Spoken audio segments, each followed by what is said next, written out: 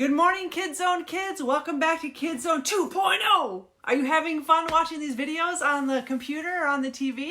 I'm having fun making them. I really miss seeing you guys and hugging you though, but I'm glad that we can still kind of connect with the video. So it's fun to do these videos and to be thinking and planning of the fun things we can do. Feel free to send me pictures and videos of you guys on Facebook because I miss you and I want to see you so much. But this will be over soon, okay guys? And then we'll be able to see each other and run and jump and hug and skip and play and have all kinds of fun. So today is a special day. Today is Easter. Happy Easter, you guys. I am sure you guys had a fun Easter morning and nice and relaxed. Are some of you in your Easter dresses? I remember when I was a little girl, I wore this Easter dress and it had a white shawl over it and it had a white little bonnet. I don't even think they make bonnets for girls anymore. I should look because Emily would look really cute in one of those. My brother had these gray pants with a white shirt and a little red bow tie, and I love dressing up for Easter. So if you guys have little Easter outfits you want to show me, send me a picture. I would love to see them. All right, before we get started with our lesson, what's the first thing we have to do? That's right, we have to go over our rules. So what is rule number 1? I don't have my helpers today, so you guys need to talk extra loud so I can hear you all the way from your houses, okay? Rule number 1 is no talking when the teacher is talking. Who's the teacher? Mrs. Dodds. When Mrs. Dodds is talking, you are not. Number 2. Let's give you a clue. Keep your hands to yourself. Don't touch your neighbor. Number 3. Stay seated. Keep your tiny heinies on your seat. Don't move your feet. As loud as you can. What is rule number 4? 1, 2, 3. Have fun! Oh, I hope my neighbor's in here. I think they heard and they're wondering, why are the Dodds family having so much fun? All right, we want you to have fun at Kid Zone, even though it's just on the computer. So let's get started. And we are going to read our Easter story. So the Easter story starts back all the way back to what's called the Last Supper. Remember how many friends Jesus had? How many were his close friends? 12. So all 12 of Jesus' disciples, or his close friends, were at the Passover feast. His friends were Peter, Andrew, John, James, Philip, Bartholomew, Thomas, Matthew, another friend named James, Thaddeus, Simon, and Judas. The disciples were all different. Some had more faith than others, but they were loyal to Jesus. All but one. Jesus knew this disciple was going to turn against him. Does anybody know which disciple that is? He said, I tell you for certain that one of you will betray me. I will dip this piece of bread in a bowl and give it to the one I am talking about. Jesus dipped the bread and gave it to Judas Iscariot. Judas stood up. Jesus told him, go and do what you must do. The other disciples watched Judas walk away. They did not know what was going on.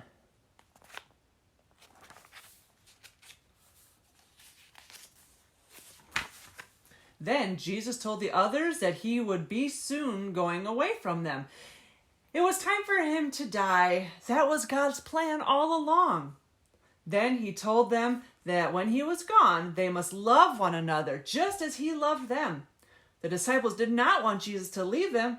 Jesus said, you're very sad now, but later I will see you, and you will be happy that no one will be able to change the way you feel. Jesus took some bread in his hands and blessed it. He picked up a cup of wine and gave thanks to God. He shared the bread and wine with his disciples. This bread and wine are part of me. Take them as a way of remembering me. Afterwards, they sang a song and went out to the Mount of Olives where they prayed. So that's communion. You guys have been taking communion every day like we talked about at church, or like Pastor Tim talked about with your mom and dad? If not, let's remind mom and dad, we need to take communion because that's what keeps our bodies healthy. Jesus and his disciples went into the garden on the Mount of Olives. Jesus walked into a grove of olive trees and prayed. The others lay down on the ground and they fell asleep. They could not keep their eyes open. When Jesus came back, he called the disciples, get up, let's go. The time is here for me to be taken away. Just then they heard footsteps. A gang of men with clubs and swords came into the garden. Judas Iscariot was with them. He pointed out Jesus by greeting him with a kiss. The men grabbed Jesus and took him away to jail. One man gave Judas a bag filled with 30 pieces of silver. That was his payment for helping them catch Jesus. In the morning, Jesus was taken before the Roman governor, Pontius Pilate. Jesus' enemies told the governor, "This man says he's king of the Jews. He's making people turn against the emperor. We should put him to death." Pilate asked Jesus, "What do you have to say for yourself? Are you guilty?" Jesus did not say anything. The governor was amazed that Jesus did not defend himself.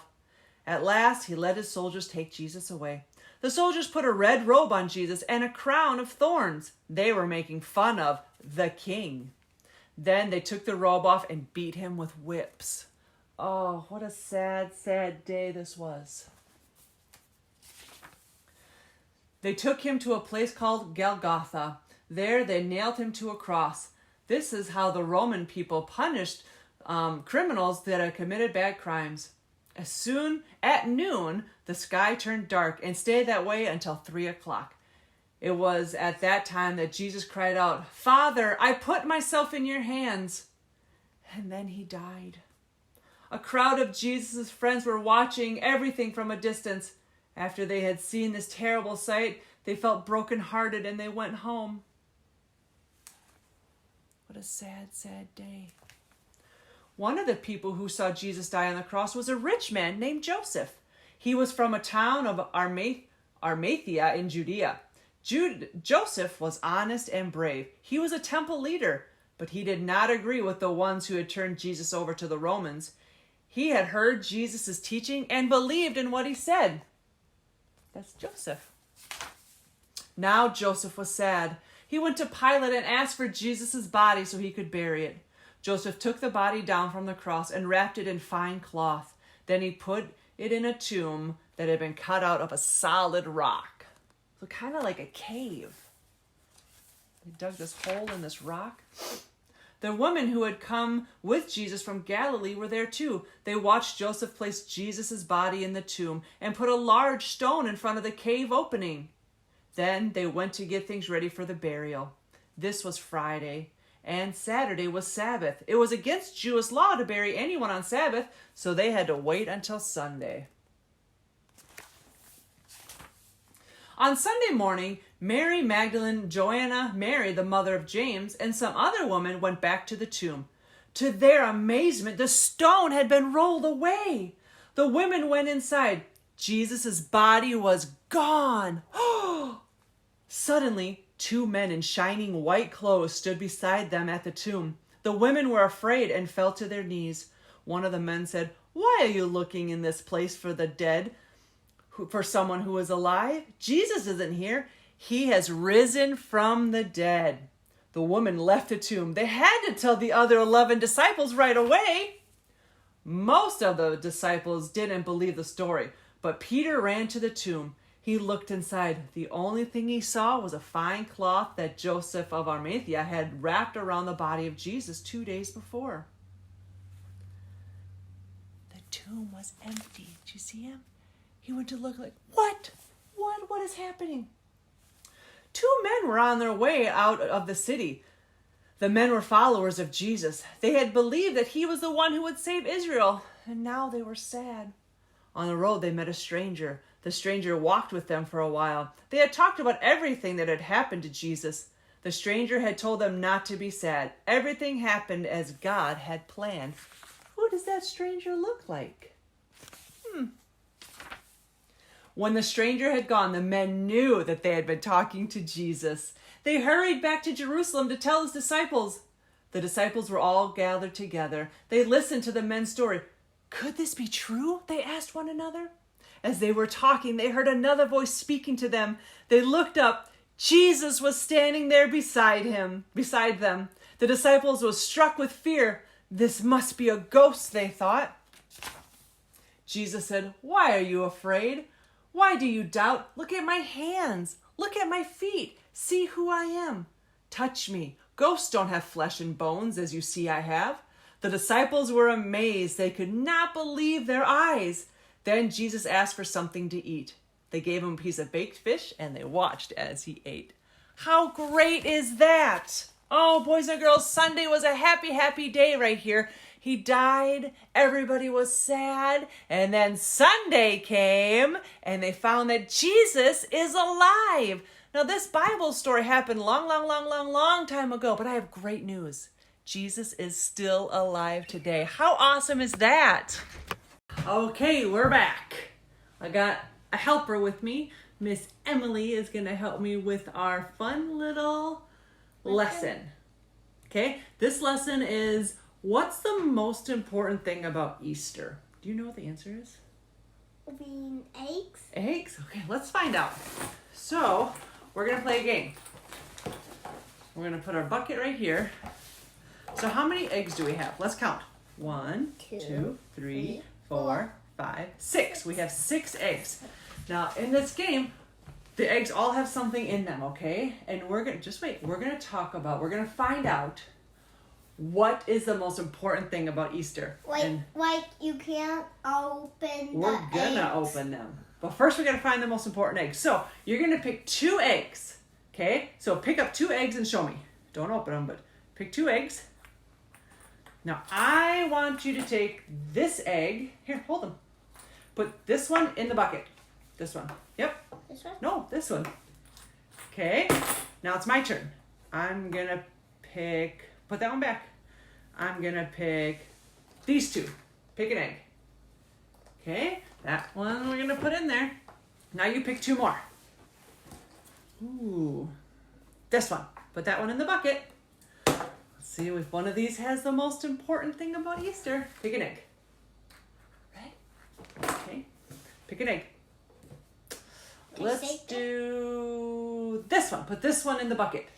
So now this one, let's see if this has the most important thing about Easter. We'll put it right here so you can see. So that's there. So let's open up the rest of our eggs, okay? So let's take them out of our bucket. Well, we'll take one out at a time. Do you want to open that? Can you? Yeah, this one's kind of hard, isn't it? Oh, What is that? a worm. It's one of those slimy, sticky hands. I love them. Oh, gross. Can I try? Yeah. So, Emily, do you think that is the most important thing about Easter? Nah. So we'll put that one over here. You want to grab another egg? Yeah. Okay, can you open that one? Man, I must have super glued these eggs shut. Candy. Candy. Is candy the most important thing about Easter? No. Okay, grab another egg.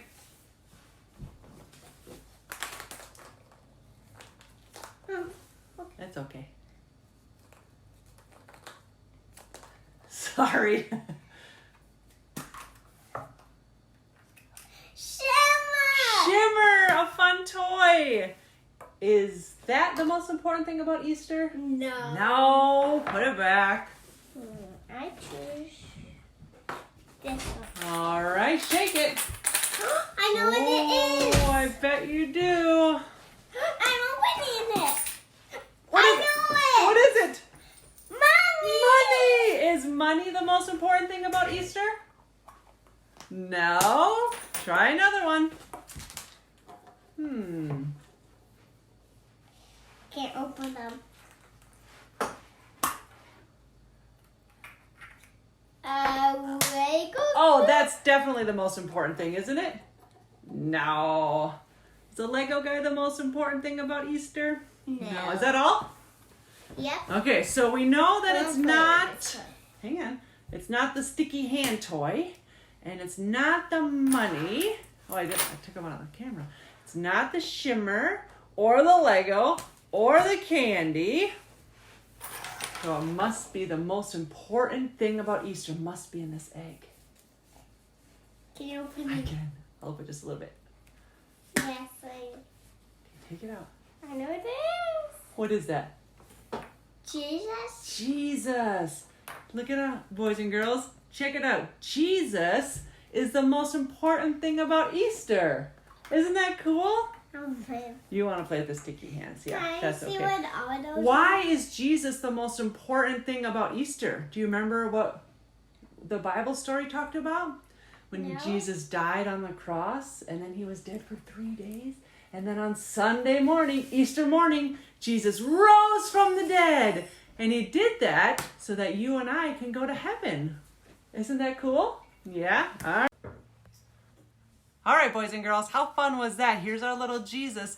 Let's remember that Easter, even though it's really fun to have jelly beans and Easter eggs and the Easter bunny and go on egg hunts, Jesus is the reason why we have Easter. Because he rose from the dead and went back up to heaven and now lives in our heart. That's why we have Easter. All right, will you guys pray with me? Let's lift our hands up to Jesus, close our eyes. Jesus, we love you. We thank you for this day. I thank you for all the kids in Kids Zone, all the kids watching on video. Lord, I pray that you would bless their day, bless their week. We thank you, Lord, for coming to earth. Jesus, we thank you for dying on the cross. And more importantly, Jesus, we thank you that you rose from the dead on Easter morning so that we can be forgiven and live with you in heaven forever. Jesus, we love you, we love you, we love you. Amen. All right, boys and girls, I will talk to you later. Have a good Easter.